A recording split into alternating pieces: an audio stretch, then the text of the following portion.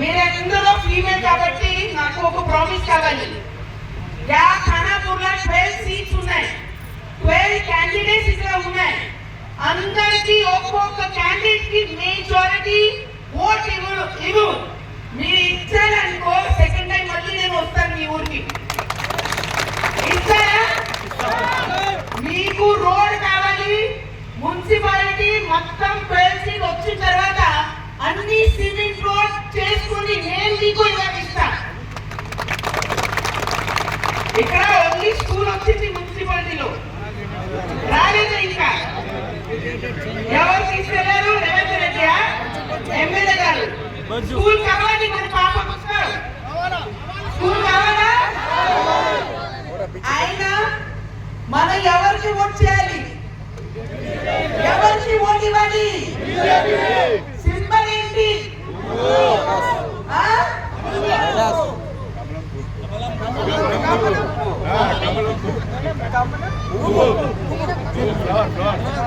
లాభం తెలుసు, మన తెలుగులో ఏం చేయాలి అని అడుగుతున్నాడు.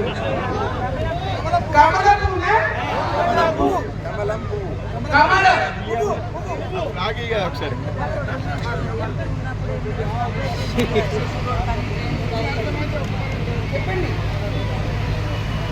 అందరికీ నమస్కారం.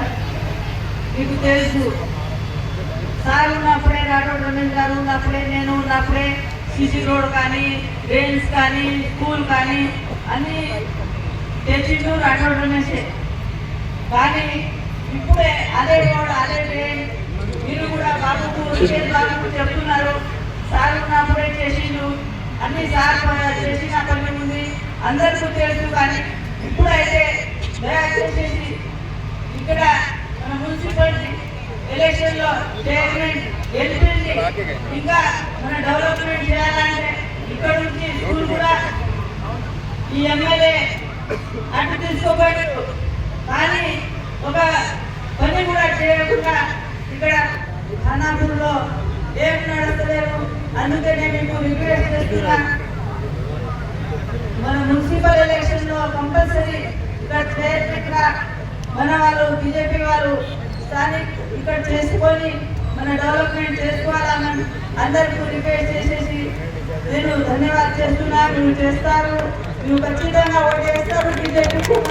నాకు భరోసా కాపాడి మాకు ఇంకా ముందు రాఘవ్ రమేష్ పేరు, నిత్యేష్ రాఘవ్ పేరు వెళ్ళాలని మీకు రిక్వెస్ట్ చేస్తున్నా. ఈ ఆశీర్వాదం ఏంటి మా బాబుకు ఇక్కడ కంపల్సరీ మన బీజేపీ ఇంకా ఎలక్షన్ లో కంపల్సరీ చేసుకోవాలా. ఇంకా మీ ఆడవాళ్ళకు కూడా నేను ధన్యవాదాలు చేస్తున్నామా. మీరు మాకు సపోర్ట్ చేసి నాకు కూడా 2 సార్లు గెలిపించాను. అందుకనే మీ అభిమానం నాకు తెలుసు. ఖానాపూర్ అంటే మా సార్కు చాలా ఇష్టం, అభిమానం ఉంది.